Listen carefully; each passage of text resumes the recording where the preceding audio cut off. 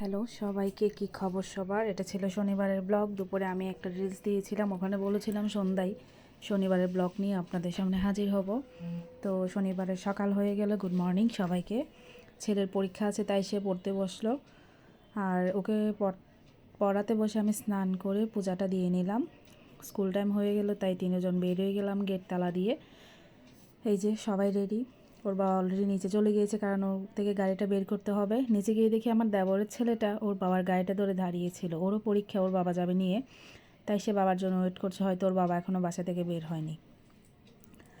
এই তো আমরা বাসা থেকে বের হয়ে প্রায় আন্দরকিল্লা ক্রস করে আমরা চারাগির কাছাকাছি প্রায়। তারপর এই তো চলে আসলাম এখন চারাগির মোড়ে। এই যে ফুলের দোকানগুলো সুসজ্জিতভাবে সেজে আছে, সামনে বসন্ত, খুব সুন্দর দেখাচ্ছে। আস্তে আস্তে আমরা জামাল খান ক্রস করে ওর স্কুলের সামনাসামনি যাব। গিয়ে ওর বাবার ভিতরে যাবে না, আমি গিয়ে ওকে গেট পর্যন্ত দিয়ে আসব। একটু লেট করে ফেলেছিলাম, প্রায় টাইম হয়ে গিয়েছিল। এই যে অনেক গার্জিয়ানদের ভিড়, আমি আর তাই মেন গেট পর্যন্ত যেতে পারিনি।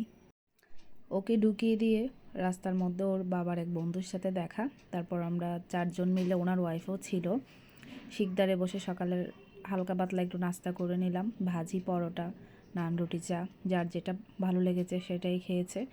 তারপর দুজন মিলে একটু ডিসি হিল চলে আসলাম। জাস্ট 10টা মিনিটের জন্য একটু ঘুরে গেলাম সকালের মনোরম পরিবেশটা। ডিসি হিলের পরিবেশ সকালবেলা এমনিতেই খুব শান্ত স্নিগ্ধ থাকে, তার উপর শীতের সকাল, খুবই সুন্দর দেখাচ্ছিল। গাছের ফাঁক দিয়ে মনে হচ্ছিল রোদের আলোটা কুয়াশার মতো করে পড়ছে। ততক্ষণ কুয়াশা ছিল না, তখন প্রায় 8টার পর হয়ে গিয়েছিল। এবার ডিসিল কিছুক্ষণ থেকে পায়ে পা মিলে আমরা ডিসিল থেকে বের হয়ে যাচ্ছি। বেশিক্ষণ থাকবো না, যেহেতু বাসায় আসতে হবে, আবার ওকে গিয়ে আনতে হবে। পরীক্ষার সময় 2টা ঘন্টা চোখের পলকে কেটে যায়। আমি বাসায় এসে কিছুক্ষণ সময় বসতে না বসতে ওর বাবা আবার বের হয়ে যাবে ওকে আনার জন্য। এই যে ডিসিল থেকে বের হয়ে বাসার দিকে চলে যাচ্ছি। বাসায় এসে আমি গরম গরম একটা সবজি রান্না করে নিব, সাথে হাতে বানানো রুটি করে নিব সকালের নাস্তার জন্য। আমি নাস্তা রেডি করে দেখি যে সাহিত্য চলে এসেছে। ওর বাবার গাড়ির আওয়াজ শুনে আমি এসে সামনের গেটে দাঁড়িয়েছিলাম। সে আমাকে দেখে অনেক সুন্দর করে একটা হাসি দিল।